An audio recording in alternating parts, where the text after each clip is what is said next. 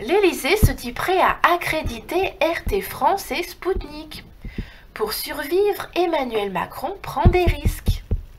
L'Élysée est disposé à accréditer les médias publics russes, Spoutnik et RT France, d'après un conseiller du président Emmanuel Macron.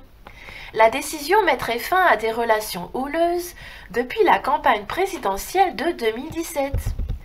Un conseiller du président de la République a déclaré ce 13 novembre 2018, selon l'agence Reuters, que Spoutnik et RT France pourront être accrédités à l'Élysée.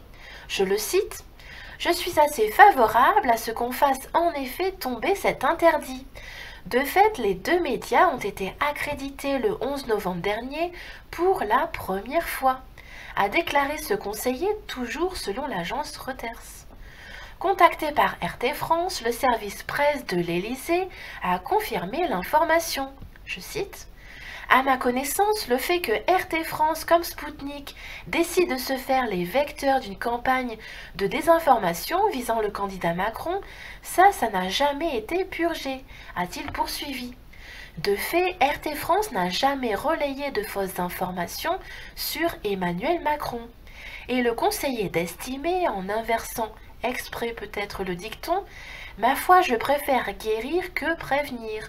En l'occurrence, et donc on verra comment il se comporte au fur et à mesure que les accréditations seront accordées. » La présidente de RT France, Ksenia Fiodorova, s'est félicitée de la nouvelle, je cite. « Nous sommes heureux de pouvoir enfin couvrir les événements et les conférences de presse de l'Élysée. Nous avons toujours dit et répété qu'il n'y avait absolument aucun motif valable à cette mise à l'écart de notre média et de nos journalistes, et qu'on ne nous a jamais expliqué clairement pourquoi on refusait de nous accréditer, a-t-elle déclaré.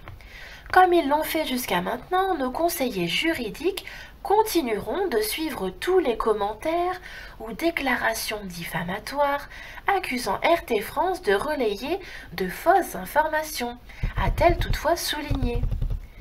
En visite à Paris pour la commémoration de l'armistice de 1918, le président russe Vladimir Poutine avait condamné le traitement réservé par l'Élysée à RT France.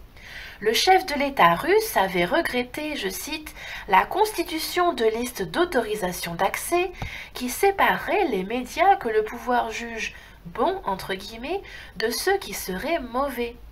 À mon avis, dit-il, cela va à l'encontre et n'a rien à voir avec la démocratie, c'est inacceptable. » s'est insurgé Vladimir Poutine, notant en outre, non sans ironie, que les pays occidentaux avaient toujours dit que l'un des principes essentiels de la démocratie était la liberté de diffusion de l'information.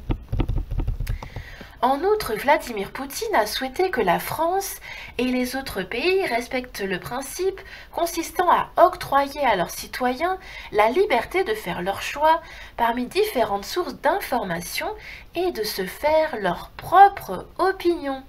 Je cite, « Si l'on n'est pas d'accord avec quelque chose, il faut présenter un point de vue opposé, donnant aux spectateurs, aux auditeurs, aux utilisateurs d'Internet la possibilité d'y voir clair par eux-mêmes, de décider où est la vérité et où cette vérité est déformée.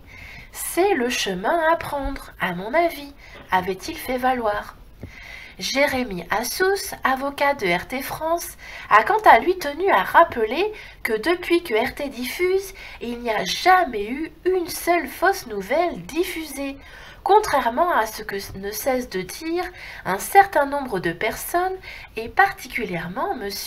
Benjamin Griveaux. Fin de citation.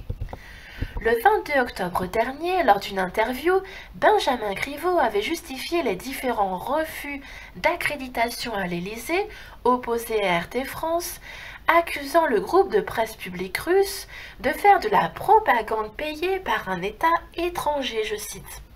Il est néanmoins à noter que ce 11 novembre 2018, pour sa couverture des commémorations du centenaire de la fin de la Grande Guerre de 1918, la journaliste de RT France, Vera Goffman, a été autorisée à accéder à la cour de l'Élysée, mais non, convient-il de le préciser, au palais présidentiel à proprement parler.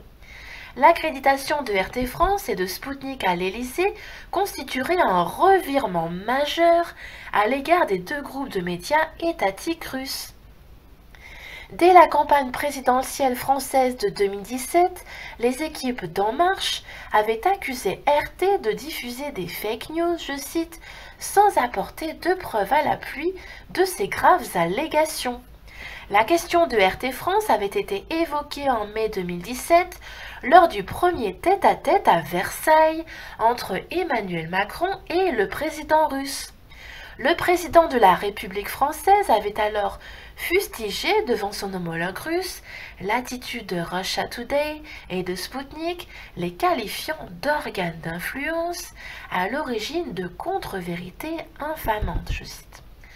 Toutefois, en mars dernier, le secrétaire d'État auprès du ministre de l'Économie et du ministre de l'Action publique, Mounir Majoubi, admettait que RT ne relayait pas de fake news, contrairement à ce qu'avait affirmé jusqu'alors le camp macronien, mais que son état d'esprit dérangeait selon lui.